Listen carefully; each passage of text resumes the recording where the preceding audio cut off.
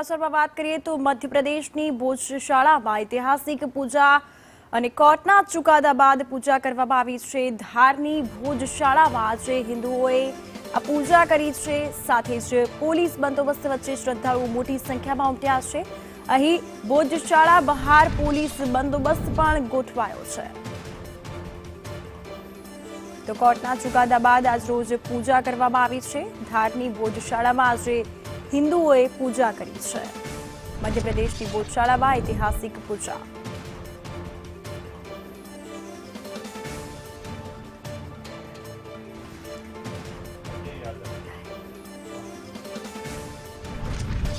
Updates के लिए अजय यादव हमारे साथ जुड़ चुके हैं। अजय, मध्यप्रदेश की भोजशाला में ऐतिहासिक पूजा और कोर्ट के चुकादे के बाद ये पूजा करवाने पे आई है, क्या अपडेट्स? देखिए, निश्चित रूप से ये काफी महत्वपूर्ण पूजा इसलिए कही जा सकती है कि एएसआई जो थी उसके तरफ से पहले से ही कुछ डेकोरम तय किए गए थे हिंदू समाज के लिए और मुस्लिम समाज के लिए, जिसमें मुस्लिम समाज शुक्रवार को अपनी नमाज अदा करता था और हिंदू समाज जो है वो मंगलवार को अपनी पूजा करता था। तो 2 दिन एक तरह से डिसाइड थे और उसके हिसाब से बाकी दिन के लिए शांति बनी रहती थी और ये 2003 में ही एएसआई की तरफ से इस तरह की व्यवस्था की गई थी। हालांकि कल जब हाईकोर्ट की तरफ से फैसला सुनाया गया तब उसमें इस मामले को भी एक तरह से क्रैश कर दिया गया, यानी कि जो अलग अलग दिन पूजा की जाती है उस मामले को भी एएसआई के जो 2003 के जो निर्देश थे उसको भी रद्द कर दिया था। तो एक तरह से हिंदुओं की ये बड़ी जीत हुई है और हिंदू समाज की तरफ से बार बार ये मांग की जाती थी कि पूरा जो भोजशाला है वो हिंदू एक मंदिर है माँ सरस्वती का, और उसको जानबूझ करके जो मुस्लिम आक्रांता थे या मुगल आक्रांता थे उनके द्वारा क्रश किया गया था और यहाँ पे मस्जिद बनाई गई थी। मस्जिद यहाँ का मूल कैरेक्टर नहीं था। तब हाईकोर्ट की तरफ से भी इस बात का निर्देश दिया गया था और साथ ही साथ जो एएसआई की रिपोर्ट 2024 में जमा की गई थी उसके आधार पर यह कहा गया कि पूर्ण तौर पर हिंदू मंदिर है। तो उसी के बाद से कहीं ना कहीं हिंदू समाज पूरा उत्साहित है और आज उन्होंने पूजा की है। एक तरह से कह सकते हैं कि शनिवार का दिन है, कभी भी पूजा नहीं हुई और लेकिन हिंदू समाज ने इस दिन को पूजा की है। लेकिन इसी के साथ एक और भी डेवलपमेंट है कि सुप्रीम कोर्ट में हिंदू समाज की तरफ से एक कैविएट दाखिल की गई है।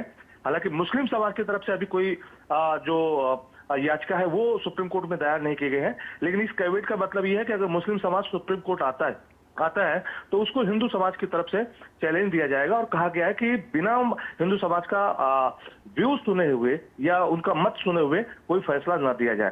तो एक तरफ जहां कानूनी कार्रवाई अभी भी बाकी है वहीं पे हिंदू समाज काफी खुश है और आज हिंदू समाज ने बड़े लंबे समय बाद यह कह सकते हैं कि भोजशाला में पूजा की है। बिल्कुल बिल्कुल, माहिती के लिए धन्यवाद।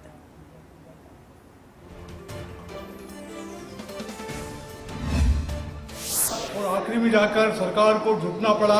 8 अप्रैल 2003 को हिंदू समाज के लिए ताले खुले।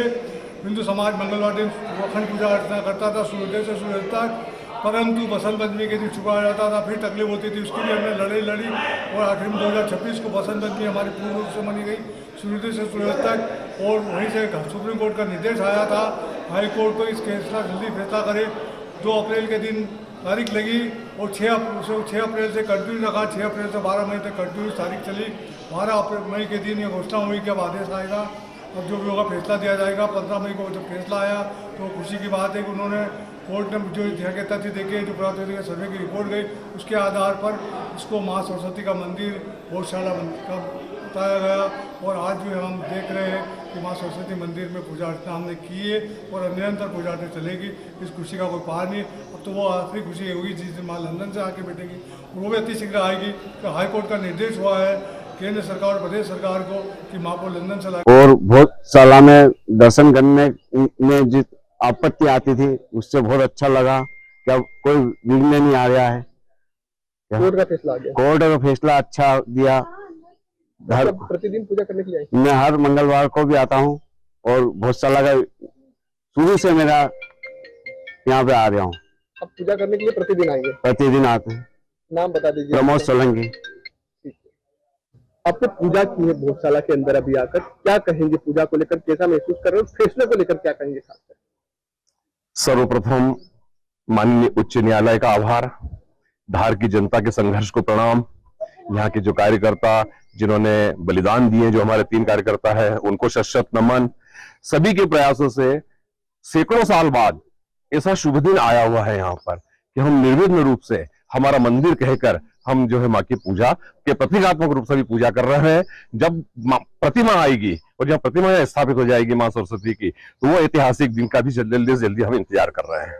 कह रहा है कि मुस्लिम समाज कह रहा है कि हम शुक्रवार को नमाज भी अदा करेंगे। अब संविधान की अगर बात करें तो संविधान का पालन, जैसे पहले हमने बोला था, निर्णय नहीं आया था उसके पहले हमने बोला था कि जो भी संविधान में, जो भी कानून के हिसाब से, जो भी उच्च न्यायालय निर्णय देगी वो हमें मंजूर होगा, तो सबको इनको मंजूर करना चाहिए। नाम बता दीजिए। राजेश शुक्ला, भोज उत्सव समिति, मार्गदर्शक। आप दर्शन पूजन करने के लिए आए भोजशाला में, क्या कहेंगे, कैसा लग रहा है आपको? बहुत अच्छा लग रहा है।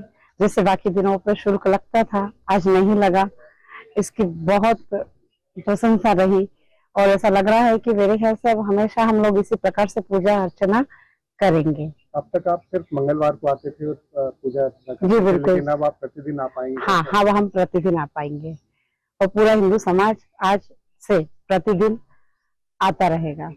इतनी खुशी है मन के अंदर। बहुत खुशी है। ऐसा लग रहा है कि होली दिवाली हमने एक साथ ही खेली है और कल जो उत्साह हिंदू समाज में था, वो कई सदियों का जो मन में दबा के रखा था, वो कल फूट फूट के निकला मन से। किसी की आंखें रोई है तो किसी का मन रोया है और कोई खुशी में झूमा है।